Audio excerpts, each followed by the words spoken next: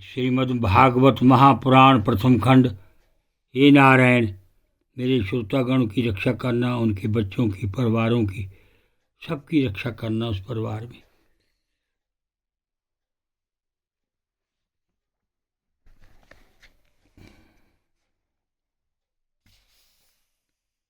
वक्रतुंड महाकाया सूर्यकोटि संप्रभा निर्विघ्नं कुरुदेव सर्वकार्येषु सर्वदा।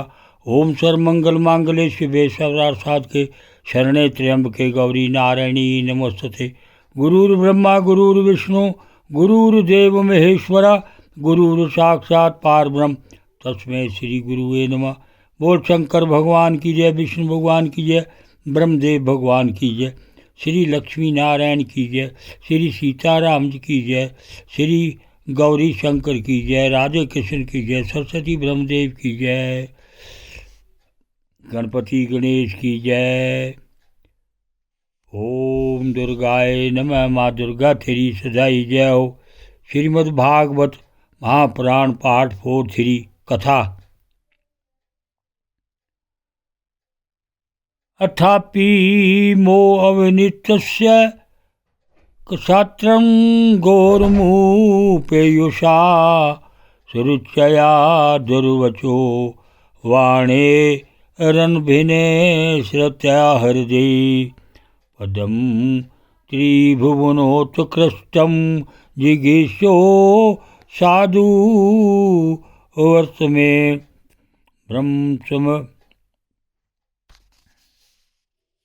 ब्रूसंप्रतु पित्र भीवरबराहन नयर्पयन् धिष्ठितं नूनं भवान् भव भगवतो यो अज्ञा परमेष्टना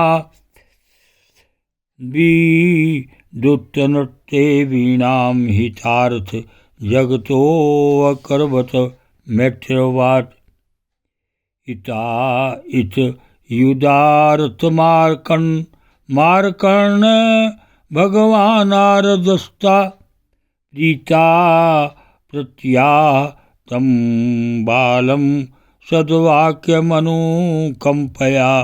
नारदोवाच जन्ययाभीता पंथः सवे निःश्रेषत्सस्यते भगवान् वासुदेवस्तं भज तत्परणात्मना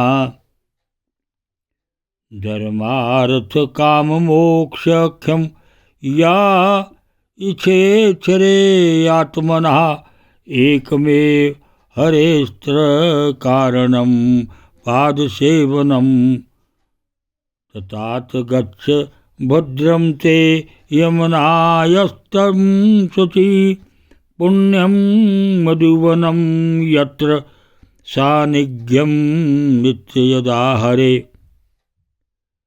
सनातवानुसवं तस्मिन् कालिन्ध्या सलिले शिवे कृत ओचितानि निवसनात्मना कल्पितासना प्राणनायामेन त्रिवृता प्राणोन्द्र यमनोमरं शने यर्युधसया विद्यायेन मनसा गुरुणा गुरुं प्रसाद विमुखं शश्वत प्रसन्न वदने क्षणं सुनासं तुभ्रं चारुकपोलं सुरसुंदरम।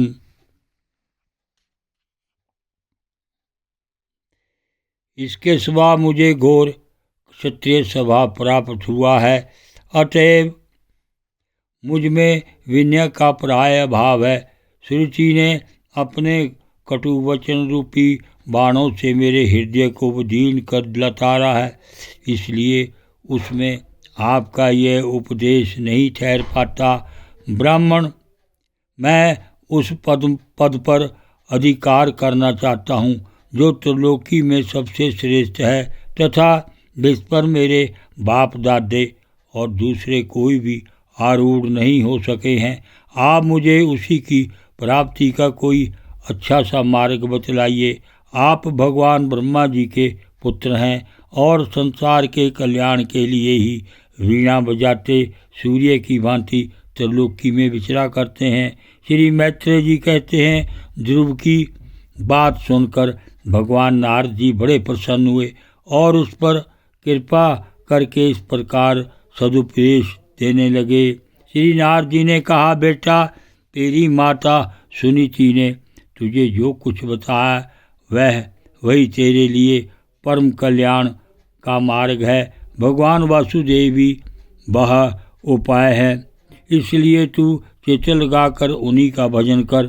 जिस पुरुष को अपने लिए धर्म, अर्थ, काम और मोक्ष रूप पुरुषार्थ की अभिलाषा हो, उसके लिए उनकी प्राप्ति का उपाय एकमात्र श्री हरि के चरणों का सेवन ही है।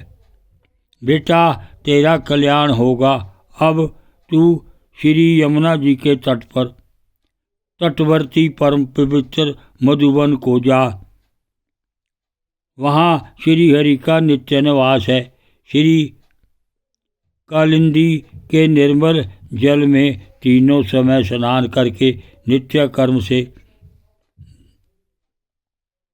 निवृत्त हो। यथाविधि आसन बिछाकर स्थिर भाव से बैठना। फिर रेचक, पूरक और कुंभक 3 प्रकार के प्राणायाम से धीरे धीरे प्राण, मन और इंद्रियों के दोषों को दूर कर धैर्य युक्त मन से परम गुरु श्री भगवान का इस प्रकार ध्यान करना। भगवान के नेत्र और मुख निरंतर प्रसन्न रहते हैं। उन्हें देखने से ऐसे मालूम होता है कि वे प्रसन्नतापूर्वक भक्त को वर देने के लिए उद्यत हैं। उनकी नासिका, बाहें और कपोल बड़े ही सुहावने हैं। वे सभी देवताओं में परम सुंदर हैं। ओम नमो भगवते वासुदेवाय।